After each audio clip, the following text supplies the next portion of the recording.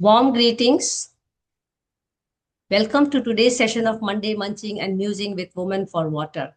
This session is conducted in collaboration with Wiki Water Resources Council, which stands for Women's Indian Chamber of Commerce and Industry, and we have a Water Resource Council there. It is also in collaboration with W4W Foundation and media partner Contribute. My name is Mansi Bhargav, and I'm currently holding the position of the National President of the Wiki Water Resource Council, and also I'm the founder director of W4W Foundation. We are glad to start this conversation, namely Monday Munching and Musing with Women for Water, which we co-equally refer as Blue Lips.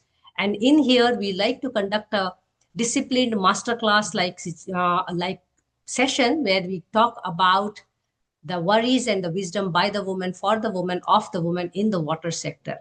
In here, we are really there to acknowledge and appreciate the role and the responsibilities women have taken up in the water sector, and we focus only on professional women who have been really working, and of course in the circle. And also this is a situation where we try to invite people to join Wiki Water Resource Council. We try to acknowledge and appreciate their contribution not only in the water sector but also to handhold other women in the water sector, as Wiki Water Resource Council stands for the sisterhood approach. Today we are really honored to have a discussion with Ms. Nirmala Gowda, who is also the founder and content editor of Mapping Malnad. And I'm going to invite her to have this candid conversation. But before I do so, a brief biography of hers. And I have known her from Pani Earth earlier, but we will just have a formal biography and then invite her to have the conversation.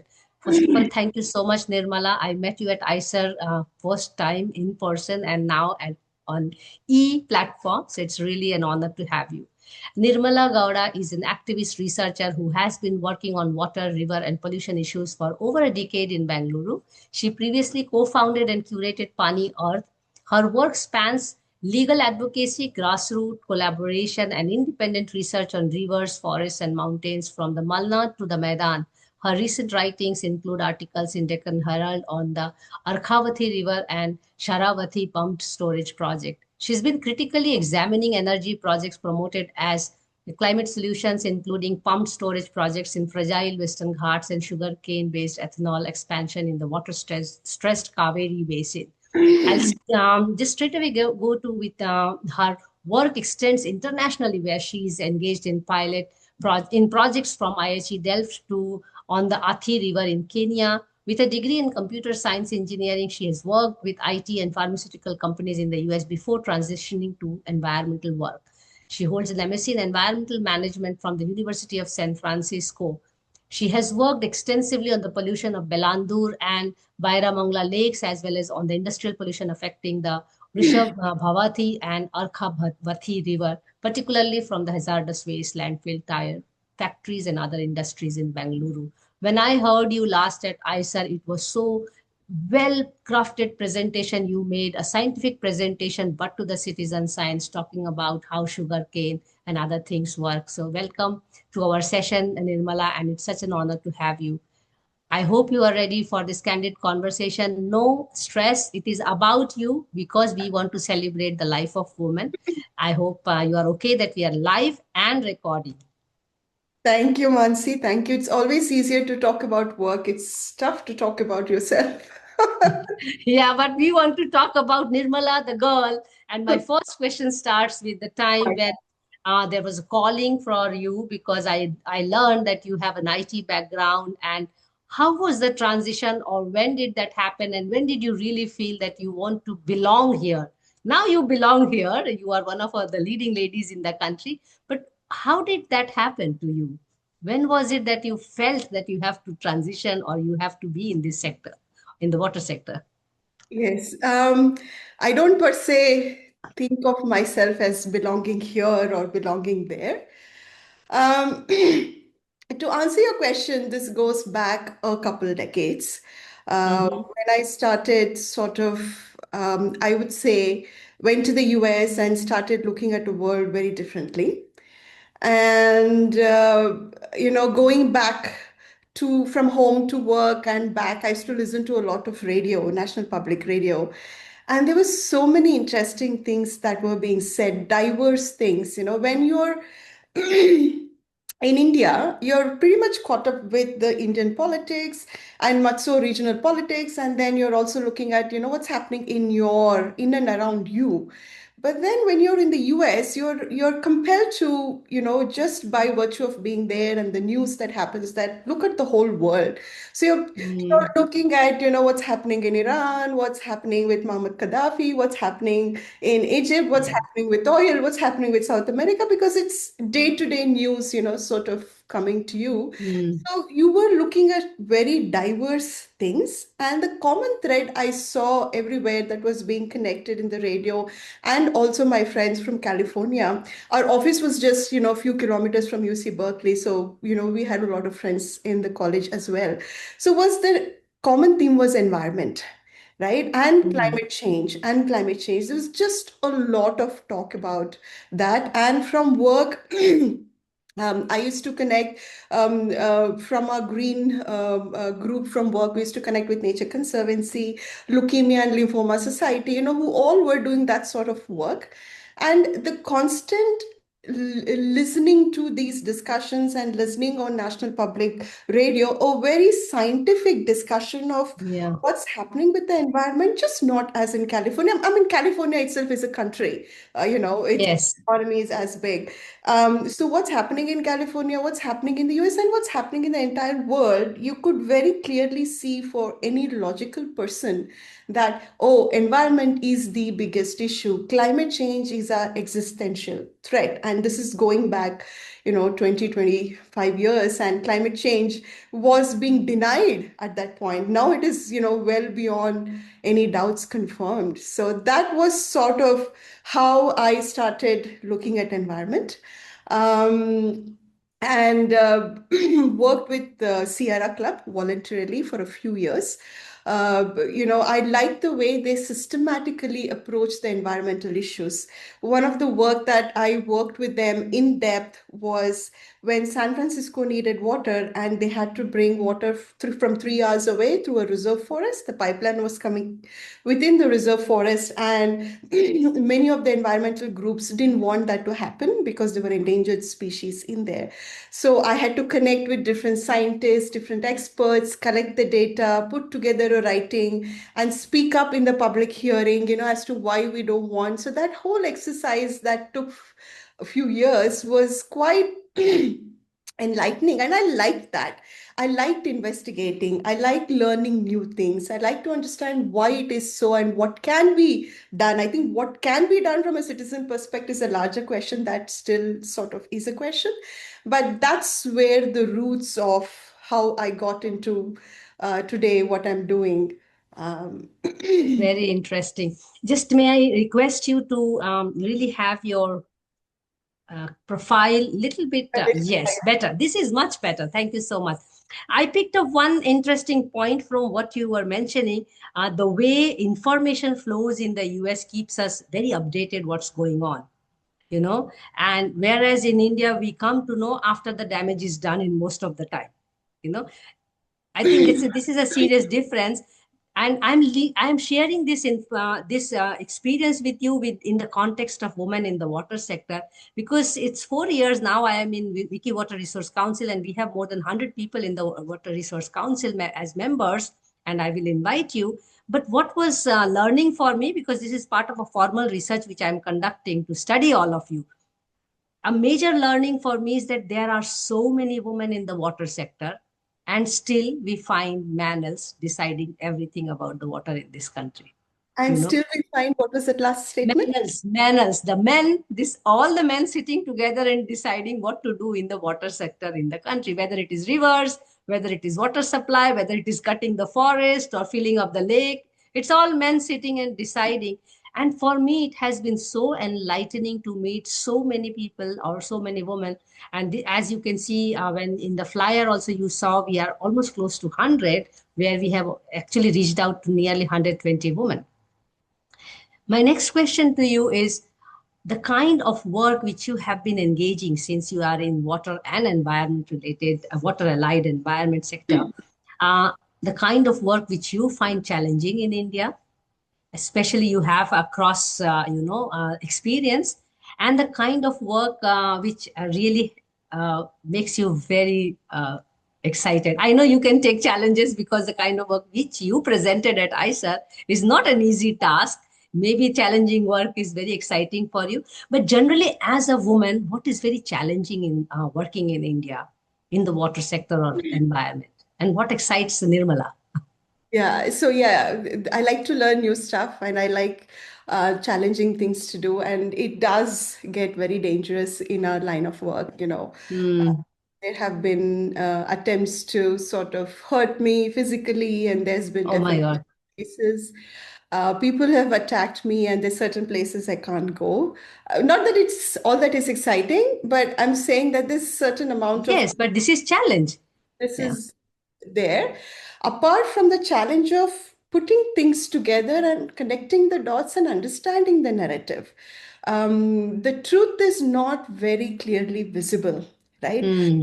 So to get to the facts, and bring those facts together and build a narrative, I think that is the part that sort of excites me, and that's sort of investigation, and how these are connected at the back end is Hmm. something that I love to do. I love to do at work before as well.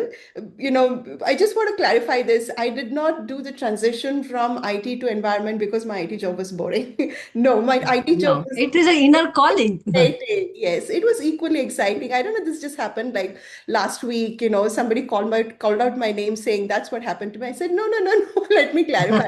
My previous job was as exciting. I liked it. And I also like change. I like to do different things. Hmm. And also it's sort of, like I said, it is an existential crisis, and I want Yes. to do something about it, right? Yeah. So that today, in any sector, for example, as is in the environment, things are changing very fast, and there is a lot of information about it, but that information is not contextualized. That Hmm. information, we have to figure out how to use it in a larger narrative. So that connecting the dots, I feel, is something that I love to do that. And I love to do that in my previous work, and any future work also, I'd love to do that. And the physical risks and the other risks that come are a bit of a challenge. Not so quite excited about it, but I'm seeing that it is part of the package, that all of the other activists are also on the same page. Then there was another point I wanted to sort of make. Now it's escaping my mind. No problem. Whenever it comes to you, you can always share again. No problem. You said something very interesting again there about the physical challenges and something as as some inner calling or aspirational like church. Let's not use the word transition, but I was also thinking your IT skills are so important, so crucial because the kind of work which you do, and I follow you closely since I met you in person. I think it's building upon the knowledge which you had. Now you can expand it. I mean, sometimes I feel it as a limitation to not really have certain skills which are so important to even talk about ecology. That Yeah. way, I see there is an advantage for you to really have those because the kind of data you are mining, the kind of narratives you are able to build. I'm sure no knowledge goes. We don't keep it aside. We build on it for that matter. Yeah. That's a very good point. That's a very good point. I realized early on in understanding environmental activism that data is very important. And how do we get at that? So that's where my IT background really helped. So the transition to geospatial analysis was very quick because of that. And also, not only in terms of, how do we process the data? What do we process it for? I think that's the most important question. And what are the insights we are drawing from it? And how are those insights useful for us? A much bigger part of our work is research and legal advocacy. So, Yes. how do you contextualize the mind data, the insight that you get for general public? So, for me, when I'm doing that, it's the question is, how is this relevant for me? How do I contextualize for myself? Then starts the process of putting the story together, saying, okay, if I have Yes. to say this, if first is the writing process, I'm not a Yes. I used to never write. As when you're in IT, you just write some boring technical documents, but you're pretty much coding and building something, right? Here, writing was the building process. Yes. So I had to learn how to write and how to write clearly so that, when I sleep tonight and get up tomorrow morning, a command reads like, okay, what the hell have I written here? It doesn't even make sense. So that was where the synthesis of wanting to write something so very simply, not for anybody else's benefit, but for my Yeah. own benefit. Yes. Like 2 months down the lane, I come and read it, and like it should make sense to me. So I realized that I am that person that if I'm able to put things clearly to myself in that process, I think all of us would understand the problem. At least, 80-90% of us would understand the problem. And that's where the map making, which I love very much, by the way, to to put Yes. all those things together, and what is necessary for the activists, right? And that's coming from a real need of, when we went to courts, when we talked to people, there was, I'm always a visual person, I'm drawing, I'm writing, I'm just trying to explain it that way. So that's where all the maps sort of synthesized in my head and then said, okay, these are the points that we need to bring and this is how we need to bring it, so all of us understand, and which has helped us immensely in communicating to the activists, Yes. communicating to policymakers, the courts, right? These are all very useful data points. So that's where my IT background, I'm very happy to Yes. I can see that. background. Then now I remember the point that I wanted to make, answer to the question that you asked, what is challenging in India? And this is just from personal experience. From personal experience, I somehow find it that communicating, such information and data was much rather easier in the US than here in India. I think there is. Um, um, Especially the urban middle class. I would feel the educated of the India would feel very. I have it's a challenge to communicate to them. Hmm. Somehow, this is not true for the farmers or the villagers. They seem to, for the lack of word, please don't hold me to it. They seem to have a lot of common sense. They seem to understand the world that they see around them. But then you come to the urban areas, it's quite a bit of challenge to sort of, Disconnected. yeah, that rational thinking, and we always seem to be on a different page. Then I'm like, okay, I think I spent like 6 to 8 months doing all this research just to prove this point, and then I have people who are not able to understand, or if they understand, they're not able to accept it, or they partially understand. This is the problem of the educated people. It's like, or they're biased in what they see. Hmm. Lack of open mind to see different perspectives, and there is a general I would say dislike of activists here in India. Then also woman vocal activist, I must add Yes, here. yes, yes, yes. Which is not something that I had experienced in the US. So these are all Hmm. very personal experiences. But some of this sort of experiences maybe did not, I don't know, I might not have seen it. It's something so ingrained in the society, Yes. sometimes I also find that the way they react and the way we receive that, for that inequality of not only men and women, but also the one who has stuff and one who doesn't, Yes. have and the have-nots. So all of this, the economic classes, and then your educational background, and all of this has, it plays a sort of, there's a lot of imbalance, if I may say, Hmm. in that is very challenging in India. Absolutely.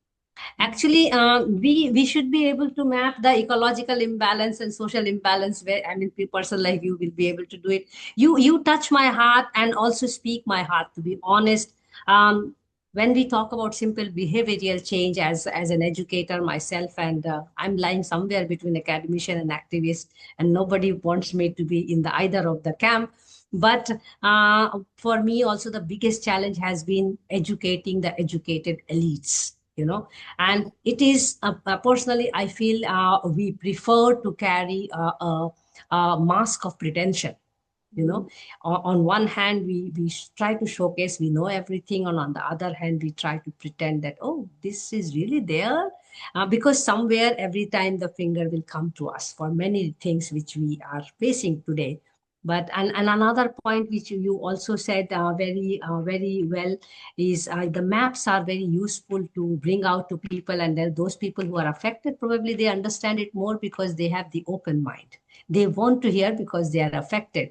The othering and the indifference of the urban population is a serious problem for the environmental activities which we want to do. And I so much resonate with what you were mentioning. That brings me to the second round of questions, actually, and I will build on the first round of questions itself. Because you wear this hat of doing wonderful mapping, and I love your reading. By the way, I also started writing when I jumped from consultancy to research and teaching. I started learning to write what I will understand, then others will understand. But when you are also taking an additional, I will say, responsibility of going to the legal aspects of these difficult cases where you are talking about pollution, and you use very powerful maps and narratives to go there. You are, of course, a foreign educated woman, and but Bangalore is still better than other parts of the country. Let us be very honest on that. How do you find that the people around you take of course as first is in the gender sense, and then a knowledgeable person, and do you find more women in that network, in that space, in the legal water environment space? How are they navigating? How are you navigating in that space? Because not many women. I know one person, Lubna, from Lubna Sarwat from Hyderabad, who has been also really navigating these judicial processes for saving the lakes of Hyderabad. And I'm always wondering how it will be for an environmentalist to walk in and out of the courts, where in India the environmental law is sitting behind the development, and also there are not many lawyers or advocates who understands environmental issues. How is it with you? Do you find more women out there? No, no, as a matter of no. There are very limited. So when you say women, let us just, from my personal experience, look at, how many people, or even if you take women out of the picture, just in general, in terms of activism, how many of Mm, those people, activists are able to take a problem, define mm, the problem, then take mm, it through the pipeline to its logical conclusion. So mm. that, I mean, there's no per se logical conclusion here, but some sense of, moving through a pipeline, when you're taking To the towards justice, moving towards environmental justice, probably. yes, yes, yes, right. So that would involve, you collect the data, build your narrative, then you agitate, you get to the streets, you do all of that. Then your last stop is the judiciary. Judiciary. That's where you sort of, the buck stops there. You go to a high court, then you go to the Supreme Court, and from there, that's where the buck stops. And then you again come back to the road if you're not able to get justice. That's sort of systematic moving with the issue is actually for a billion and more population very, very limited. Very, Mm. very limited. There's just very few of them, just general in the activism itself. And then if you consider women, I think that's, I would say, a non-existent space to That's a serious problem, actually. It's a serious problem in any sector, environmental. Yes, any sector, but we are talking about yours right now, yours Yeah, specialized niche, actually. It's a it- niche. yes, yes. Mm. And another thing I would also like to bring it here, which happened to me several times, is that, being a woman here, is that women in India are generally seen as somebody who is at home, doing something, taking care of the family, which the rest of the world finds no value in. And that when those women are sort of now coming and talking about these issues, the questions sort of come, why don't you just go back to your kitchen and do the work? You won't understand these things. Um, Mm. That's and an intimidation, I mean. it's an intimidation tactic. It's a tactic.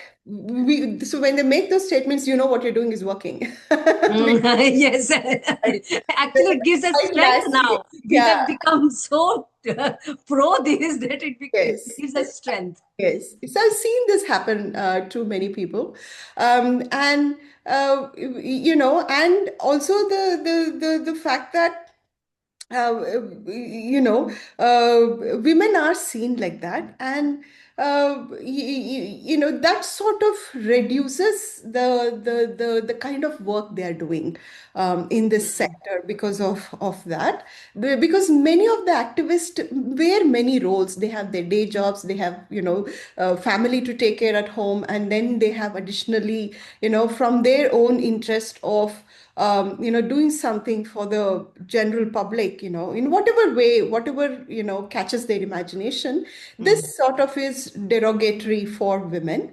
And um, uh, so going back to my college days when I was in Hassan, it's a second tier city, mhm, and my first PUC, I had a bit of a problem understanding physics, right? So I would go and approach the professors and I would ask for an explanation. And in the lab, I would ask for an explanation saying, look, walk me through it. I want to know. It's not like I'm not understanding mm, because I'm lazy, or I'm not understanding because of a lack of intent of understanding, but there's something going on here, but help us, walk us through the mm, process. So that's where, it was a class of like, 98 people, and there were mm. six girls of the 98, six girls, and I was one of them. And Wow. I was told that people like me, women, girls, should not be allowed in colleges, and that Wow. we are supposed to be in kitchens, get married and go. And it's like, what the hell are you doing here? And, at that And age, when you ask difficult questions, this becomes more I louder. didn't know I was asking a difficult question. For me, it was like, okay, I just need to know how this is done. That's, when you're a teenager and, you're sort of, shamed in front of the class, and that you sort of carry that.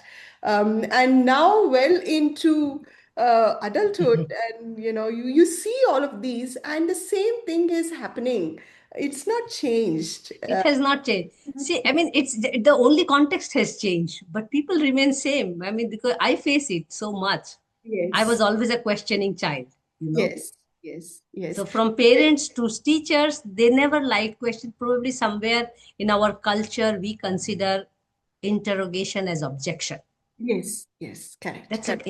Yes. cultural thing. So your curiosity is sort of cut off from a very early. Killed, literally killed. Yes, you're not supposed to ask questions. And I think one of the things that I really loved about being educated in the US and being there is that there was a lot of questions, and we were allowed to explore those questions. That Mm, independence of having to explore those questions is like, oh, we can look at it in 100 different ways in mm, which our a professor has not looked at. And we are encouraged to do that. We are mm, encouraged to think independently. We are encouraged to critically think. Was a new experience, and I loved it. I loved it then. I mm. mean, and I love it now too. So what the work that we are doing, I constantly tell people, and they have trouble differentiating, right? We are not complaining, we are Yes, examining the issue, right? So we as a population are not able to differentiate between these two, right? yes. So this happens when we go to government offices. It happens when we're talking to the so-called educated people. And so I have to constantly stress to them, this is critically examining, and this is inquiring about the issue, finding the facts, and this is how we do it. I'm asking questions not to offend you, and many a times we're saying, no, we don't want to offend you, and this is not about you, this is about the issue. So this is a kind of question. Yeah, this is all quite common. But this is how even our families run. I Our mean, if we see society that. runs like that. Our families run like that. So Absolutely. it's just the context changing from personal to professional space. We are going to remain the same, so it's not going to change. But that brings me to another question here, and I would like to slowly reach out to the questions on women leadership and all. I mean, when I was growing in my early career time, I could only look up to three women in the environment sector, and they were quite evident then also. Vandana Shiva, Medha Patkar, Sunita Narayan, and full stop. Yeah. There was literally full stop after that. Um, and I'm talking about 25 years ago. And later, I also came to know about Indira Khurana ji when I got to know a little bit more about Anil Agarwal sir and all. But 25 years down the line, and similarly, probably you also have a career path and all. Where do you find women leadership in environment, in water today? I personally find it lacking, still lacking. There are not enough names to look up to. Um, Maybe it is part of patriarchy. Maybe women have not done enough. Maybe women have not documented enough. One of the things which I found from my pre research before I started this formal research is that many women who have worked hard, who have really produced a lot of work, contributed a lot in the society, they have not managed to document their work and disseminate out in the people. That's first part. But then those who have disseminated, we know them. It's simply put. What is your experience of women leadership in this country? Do you know many of them, or am I missing something, a big void in my knowledge, or where do we stand today? I mean, 25 years down the line, I still, at least I feel proud that in Wiki Water Resource Council, now I know more than 120 women in the water sector. And everyone is doing wonderful work. But does this country knows about them? Does the society knows about them the way we know many men in the sector? Yeah. What's Yeah. your experience on this? Yeah, so Vandana Shiva, I met her when I was in the US. I took 2 months off of work I came to India on sabbatical, and I traveled all around, Bangalore, Delhi, Bombay, Madras, Dehradun. So I went to Dehradun to meet Vandana Shiva from Delhi. So I was in a farm for 2, 3 days, and I had a Mm-hmm. wonderful opportunity to spend an evening with her. She came to the farm the night, and then Satish Kumar ji also was there. Mm. So I had wonderful conversations with her. I'm a big fan of her. Back in the US, Me I had too. all her books, so I'd read all her books. I still have all her books, and the passion that they speak with, the clarity that they speak with is something that is for me very attractive. Same thing goes to Sunita Narain. I went to meet her there, but she was not there, and I couldn't catch her, when I was in Delhi. But the body of work, Medha Patkar, I haven't spoken to her, met her, but I know about her, and I've seen her very recently as well. The body of work and the courage that they display is something that I hold very close to my heart. Yes, me too. Yeah. So I in for me that is what leadership is courage, courage and clarity about what you want, and leaving that body of work for other people to follow, right? Yeah. I don't see myself as being in any camp. I don't see myself as belonging to anything. I don't see myself, as a matter of fact, a leader of anything or as an expert in anything. But what I do believe very clearly is that if you are here, It cannot be that the purpose of life is to make money. The purpose of life is to rid the earth of other species, just to pursue our own greed. We can rationalize it anyway. We can rationalize it as development. We can rationalize it as capitalism. We can rationalize it as GDP, economic growth, progress, quality of living. But for me, the purpose of why we are put here or why we are here, I don't know, but I'm pretty sure it's not to destroy the earth, right? It's Mm. not to kill other species. It's not to grab the whole earth as for yourself, as humans. So to have been here and done something, gave something that from which I don't financially benefit. So all the work that I've done till now is I've not been paid. It's not, I've used my own personal resources to do the work. So that's sort of gives me some sort of a peace. I can sleep at nights. As long as I can sleep at night, I think I can continue. You also speak my heart in this, well, to be honest. For me, that's the first line for defining success. Yes, if you are able to sleep at night, yes, yes. You don't carry any burden in terms of No doing burden, wrong things in life no to burden. to people. I mean, that's very important part. You slightly touched upon the leadership aspects, because that is my next question actually. When we are trying to, this is kind of also a platform to acknowledge and appreciate, as I said, women's contribution in the water sector, and in the process, also create a space where the future generation can look up to all of you as leaders, because how leaders are not going to come out of the void. I mean, it's your body of work which is going to be told, and it is also about disseminating your body of work by someone else other than you as well.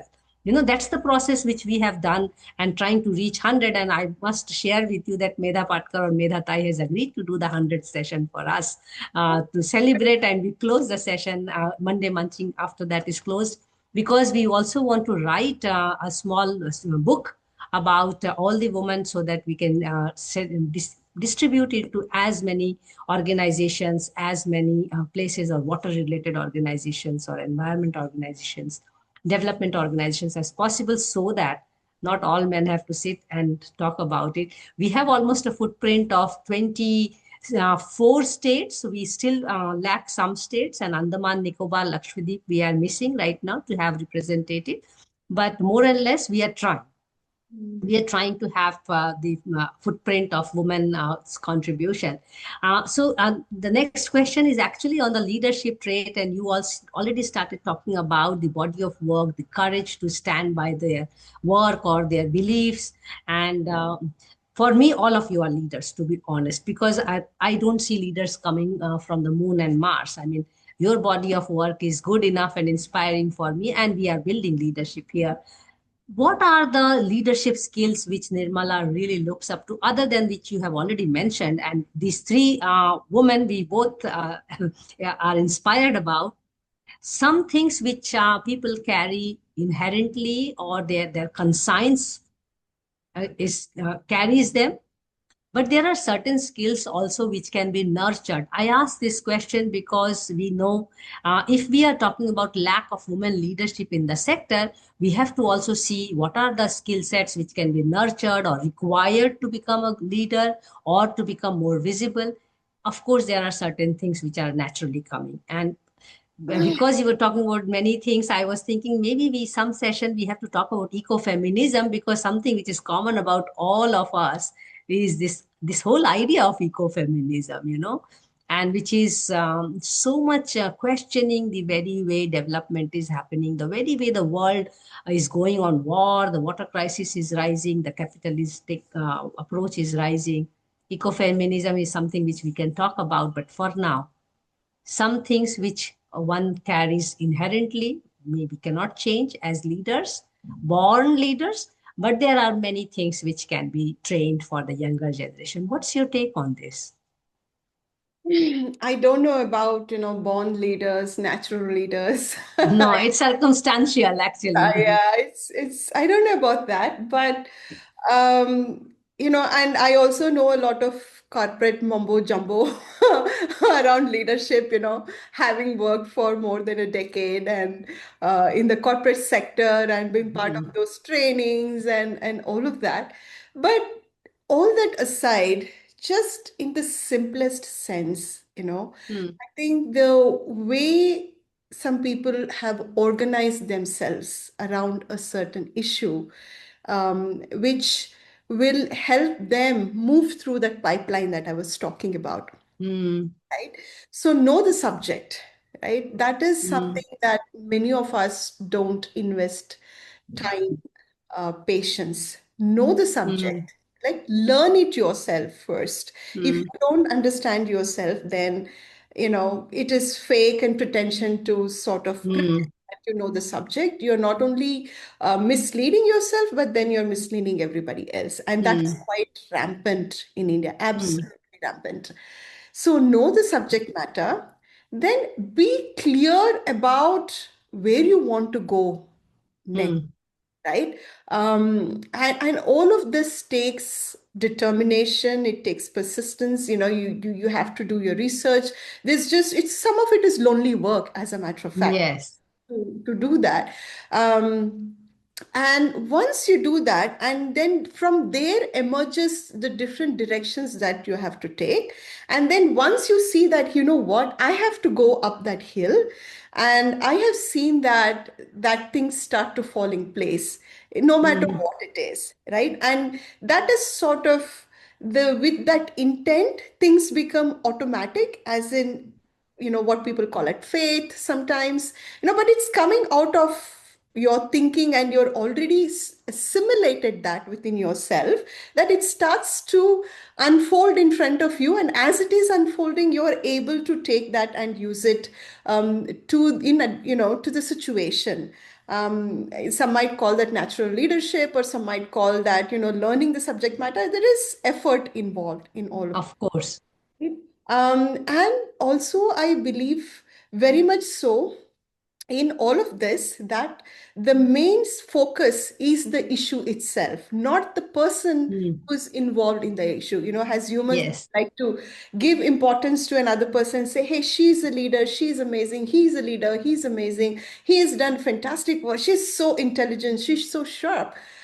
All that aside, what matters to me personally when I'm working on an issue is the issue itself, the person Hmm. aside, right? So when the focus is with humility, is on the issue with Hmm. compassion, is there, I think everything else falls in place. Hmm.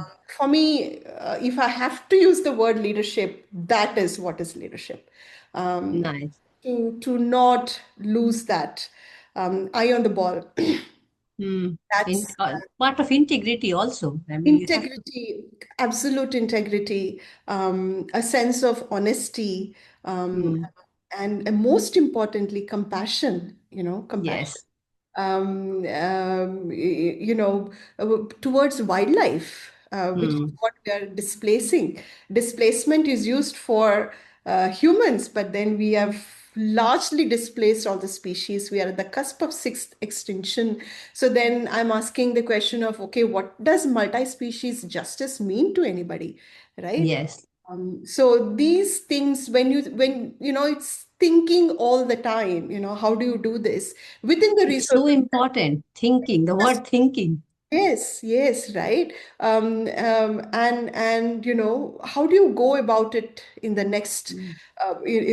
what's the next step, if there is one, right? How do you, with the resources as a common man, how do you go about it? So these are all things that has to be thought about, and there are not many people who think like that. So there is no co-thinking happening here. Hmm. But that's where I think these books and the body of work by eminent people, like you mentioned, Vandana Shiva, Sunita Narain, and Medha Patkar, Rachel Carson, one of the first, Yes. when I read her book, I was like, oh my Yeah. God, That was early, yes, early research book, yes, Bible.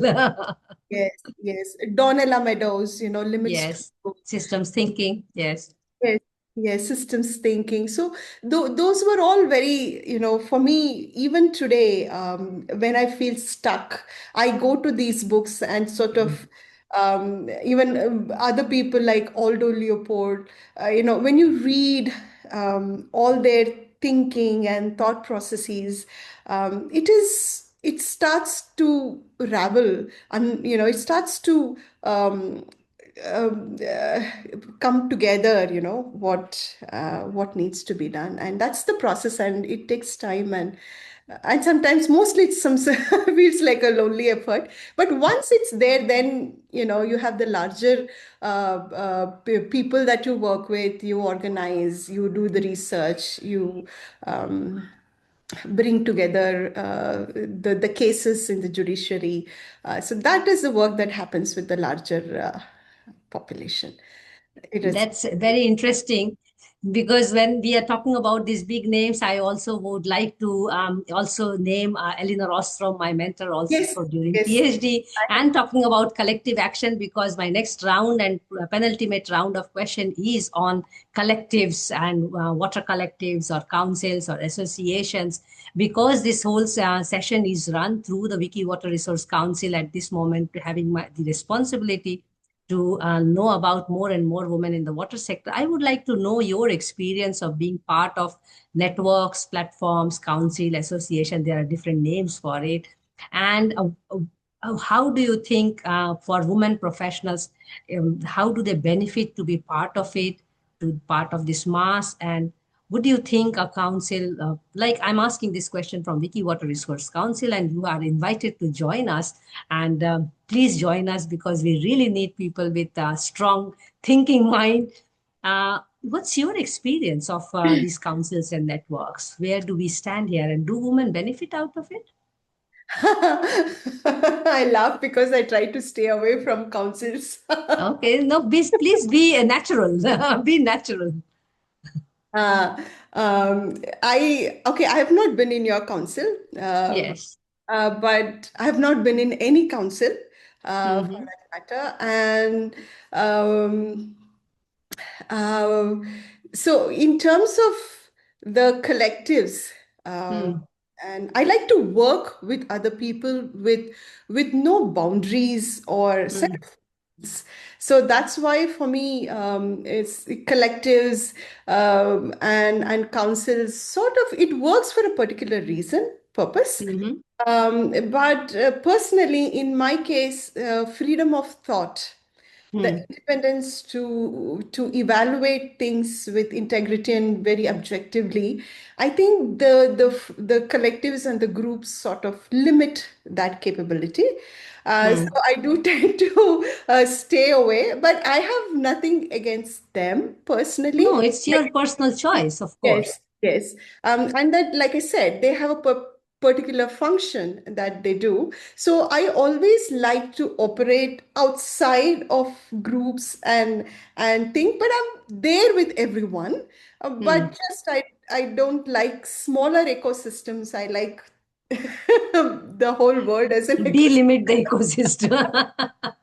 But I think I would like to share with you outside this session the way Wiki Water Resource Council has grown and how everyone is doing their own bit. Actually, as Water Resource Council, we are just there to acknowledge and appreciate your work and amplify your work and not really intervene. And many women are working together, finding partnership, finding collaboration. They're mentoring younger people. So all these things are happening. Just to share with you and update it here. That brings me to the last question, actually, very simple question, and it is your message, which we want to use it as a snippet or a small message for younger people, what it is to be in the water sector for them, because we need more women, and it is like a pyramidal situation. If we want more women leadership, we need the base of the pyramid with more women in the sector.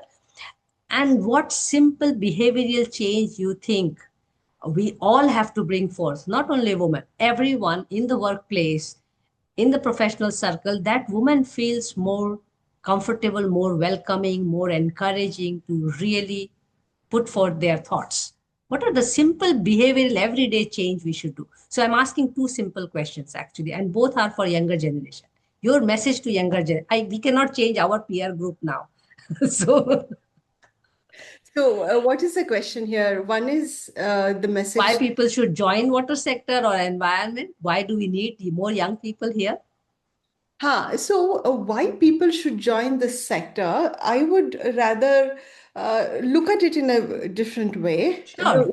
That everybody who drinks water Hmm. needs to be conscious of what's happening to the rivers, Hmm. what's happening with our water, what's happening Hmm. with the environment. So that's I'm very clear about that. If you're not drinking water, don't bother. You give the very same logic I have given at many places.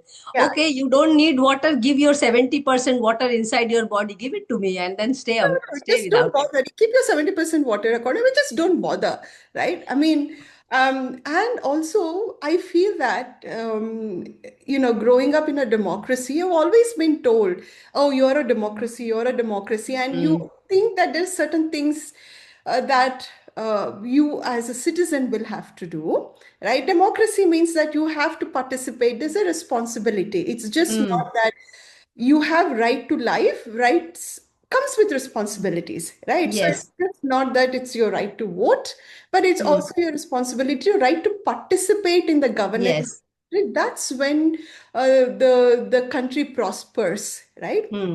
So it is the responsibility of every citizen. If you are a citizen, if you are a consumer, again, don't bother, right? Again, Yes. so we've all become consumers. There's a complete transition from being a citizen to a consumer.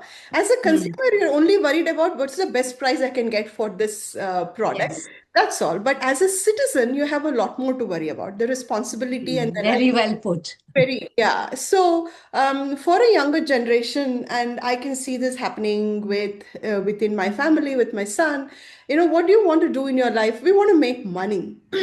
So the sense of responsibility towards the family, sense of responsibility towards the larger ecosystem, towards the country, is in the younger generation. I find it very hard to see. Hmm. Yes, you have to make money. I mean, for us, when we came out, it was survival. When we got the Hmm. job, it was survival. Yeah, Okay, not for our next generation no, now. no, not to make money, to for Hmm. luxury. I mean, right now, I think, the Bangalore is a very wealthy place. I mean, Hmm. we have high net worth individuals, the higher middle class. I mean, here the Gen Z that's growing up here is very different. Just last week I went to one of a business summit about startups and how people from IIT have did the incredible ideas, right? One of the questions that after the presentations of each of these startups, the questions that offline I asked them was that, you know, okay, so if you invest in this, you're going to get a lot of funding. Is there any other angle that you guys are looking at? There wasn't any. All the five finalists that I met, they did not have any other alternate version of, ethical responsibility, social responsibility. So that for me is very concerning in the current generation. And the fact is that this is supposed to be something that is natural for a citizen to participate in the Hmm. well-being of the system around him, because that is in the Hmm. well-being of his or her own, On. right? So that has completely fallen off for me. And the younger generation, we are not seeing very much of them. I don't know if we saw very much of our generation doing that work. Probably that is also influencing them. But if there is something that I do have to sort of say, I don't think I am in that position to say, but only because you asked that question, I would say, is to exactly what Ambedkar had said, educate, agitate, organize. And I think this Hmm. is the need of the hour today. Uh, Existential threat of climate change is upon us, and our country is deregulating, and there's a shift in. Yeah, there's democratic problem. Yes, democracy and environmental laws have been systematically dismantled. One would think that you would strengthen them and strengthen enforcement and accountability in there, but it's not so. So more work is needed more than ever today. Um, Absolutely. I do hope that we could educate ourselves, get off our um, from the phones, which are very distracting, all that, scroll content that we are looking at. That's completely distracted the younger minds, not to mention the older minds and all of us.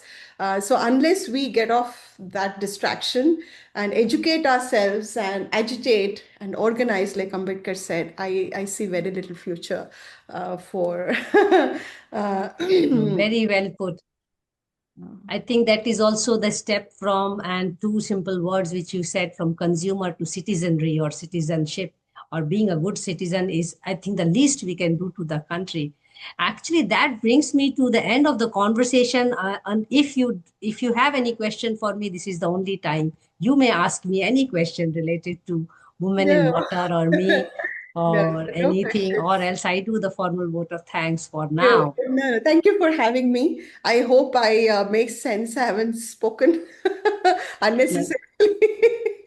no, you have made a lot of sense to me, and there were many things that were echoing in my head as I think the same. Thank you so much, Nirmala, for this enlightening interaction. I really felt the conversation was flowing like water as I had promised to you. I hope you also felt the same and enjoyed this conversation. May you remain an inspiration to all of us. And I'm so grateful to have learned about your little steps of your water endeavors, and you may continue your activities, but please remember to keep us posted here. At Monday Munching and Musing with Women for Water, we shall continue every Monday at 5 p.m. until 100 sessions, because we want to close at 100 sessions. And we look forward to writing them down and coming up with a small manuscript. But rest of it, all the sessions are available open access. Do listen to all these powerful women, what they think, how they think about life of women in the water sector. And do keep following Wiki Water Resource Council's social media platform. I hope that we will have soon a new president and vice president for Wiki Water Resource Council as my session has come to an end. Thank you so much, Nirmala. It was a Thank great you very much, conversation. Mansi. Thanks a lot. Bye bye and take care. Take Bye care. bye. Bye now. Bye. Bye.